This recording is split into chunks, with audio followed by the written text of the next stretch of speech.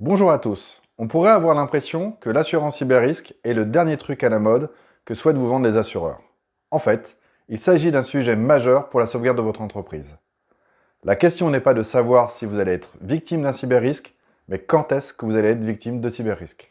Lors du G7 de Biarritz, le sujet a été évoqué et les intervenants ont estimé que le coût du cyber-risque serait aussi important que les catastrophes naturelles pour nos entreprises. Quelques exemples de cyber-risque. Vous pouvez avoir une intrusion dans votre système avec le vol ou la destruction des données stockées. Les hackers peuvent également saturer le système d'information, rendre inopérant votre site web, ce qu'on appelle le déni de service. Vous pouvez être mis en cause à la suite d'un vol de données par l'un de vos clients ou par les autorités. Enfin, cela menace la réputation et l'image de l'entreprise. Comment se couvrir? Commencez par vérifier si votre contrat d'assurance responsabilité civile professionnelle comporte un volet cyber-risque. Regardez s'il prend en charge le montant des dommages et intérêts et les frais de défense en cas de réclamation à l'encontre de votre entreprise.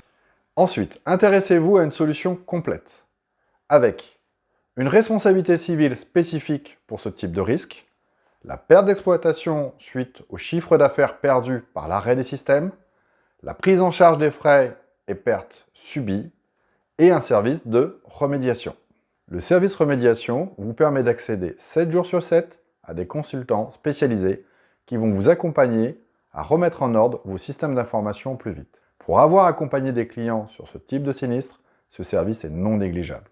Vous pouvez retrouver des informations complémentaires sur notre site internet qui s'affiche à l'écran.